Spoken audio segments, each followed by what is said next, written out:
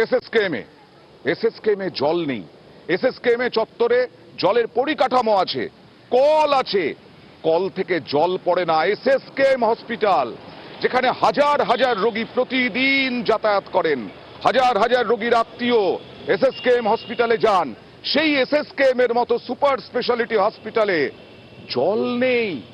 দেখছেন সেই ছবি, কল আছে, জল নেই, দুর্ভোগের এক শেষ রোগীর পরিজনদের। বাইরের থেকে জল কিনে খেতে হয়। ও কোথাও আর কলও নেই, মানে কলগুলোও চুরি হয়ে গেছে নাকি?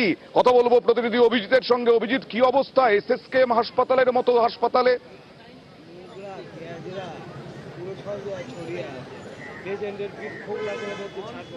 অয়ন, রাজ্যের সব থেকে বেশি মানুষ এই হাসপাতালে আসেন এবং প্রত্যেকে সুচিকিৎসার জন্য, সব থেকে ভালো চিকিৎসার জন্য এই হাসপাতালে আসেন।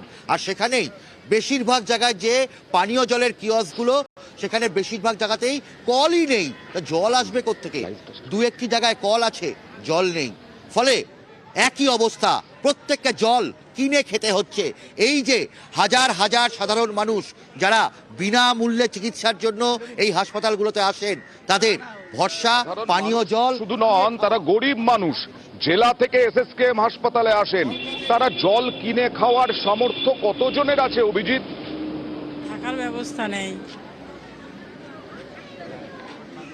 একদমই জল কিনে খাওয়ার সামর্থ্য। 1 লিটার জল 20 টাকা, 2 লিটার জলের বোতল কিনলে 30 টাকা।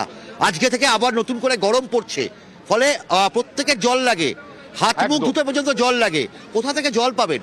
জলই তো নেই হাসপাতালে, ফলে প্রত্যেকে কিনে খেতে বাধ্য হচ্ছে। যে আজ থেকে প্রায় গরম পড়তে শুরু করলো, রোগীর আত্মীয়রা এসে জলকষ্টে ভুগবেন এসএসকেএম এর মতো হাসপাতালে। কি বলছেন রোগীর আত্মীয়রা, দেখুন।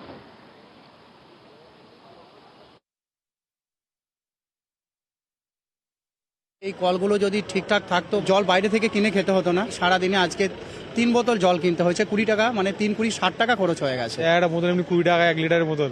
1 লিটার বোতলে কি হবে? 2-3 লিটার বোতল কিনে নিতে হচ্ছে। সব কল খারাপের থেকে এই জলটা তো খাওয়ার যোগ্য না, এমনই ভাবে নোংরা ভাবে থাকে।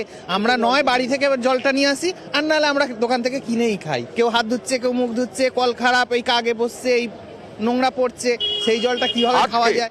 অভিজিৎ, আজকেই যেটা আমরা পয়েন্ট ধরেছি, তুমি ধরেছো যে আজকে গরম পড়তে শুরু করেছে, ঠান্ডা অনেক কম, আজকে বাইরে অনেকটা গরম। আজকে রোগীর পরিজনরা তারা কি বলছেন? তাদের তো তেষ্টায় চাঁদি ফেটে যাওয়ার কথা।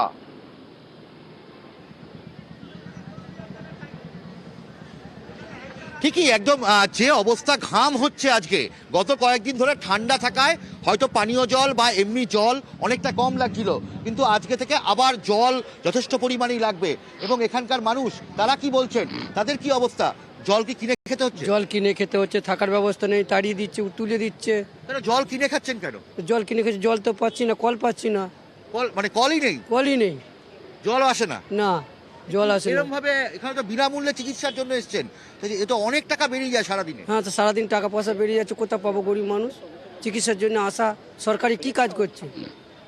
কি বলবেন, মানে জল কি বাইরে থেকে কিনছে? হ্যাঁ, বাইরে থেকেই কিনে খাচ্ছি জল আমরা। জল খাবার কেন পাচ্ছি না বলেই তো কিনে খাচ্ছি। জল তো নেই, এখানে কলই নেই। ঠিক একদমই অয়ন, এটাই পরিস্থিতি। রাজ্যের সব থেকে নামজাদা হাসপাতাল, সেখানে এই পরিস্থিতি। তো পুরসভার ট্যাঙ্ক আসে অভিজিৎ, পুরসভার ট্যাঙ্ক তো আসে, তাতে হয় না?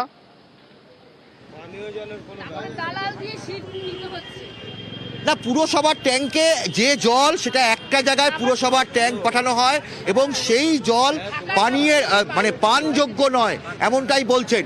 পুরসভার থেকে তো ট্যাঙ্ক পাঠানো হয়, সেই জল কেন খান না? জলে ব্লিচিংয়ের গন্ধ, জল ভালো না। জল ভালো না? না। এবং এইটাই হচ্ছে যে জল ভালো না, একটা ট্যাঙ্ক পাঠানো হয় এবং সেই জলও ভালো নয়, পানযোগ্য নয়, সেই জল খাবার যোগ্য নয়। এসএসকেএম চত্বরে কোন রকম কোনো জলের ব্যবস্থা নেই, আর এদিকে পুরসভার যে জল পাঠানো হয় সেই জল খেতেই পারেন না মানুষ। তাহলে এসএসকেএম কর্তৃপক্ষ তারা কি করবেন? কোনো আশার আলো আছে অভিজিৎ?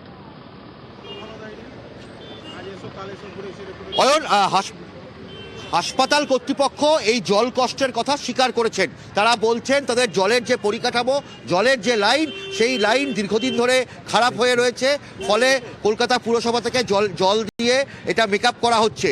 কিন্তু আদৌ কি সেটা? তারা আশ্বাস দিয়েছেন আগামী 6 মাসের মধ্যে তারা প্রত্যেকটা পানীয় জলের কিয়স্ক ঠিক করবেন, পানীয় জলের লাইন পরিষ্কার করবেন এবং সাধারণ মানুষ যাতে জলকষ্ট থেকে মুক্ত হন সেই প্রচেষ্টা তারা করবেন। কিন্তু সেটা কি আদৌ কথার কথা, নাকি শুধুই মাত্র প্রতিশ্রুতি, নাকি শুধুই মাত্র আশ্বাস? এই হাজার হাজার গরিব আগামী মানুষ 6 মাস মানে বুঝতে পারছো অভিজিৎ, আজকেই ঠান্ডা কমে গেছে, আগামী কয়েকদিনে হয়তো আরো একটু ঠান্ডা বাড়বে, কিন্তু তারপরে এই 6 মাসের মধ্যে তীব্র গরম, সেই তীব্র গরমের মধ্যে বিনা জলে থাকতে হবে এই গরিব গুরুবদের।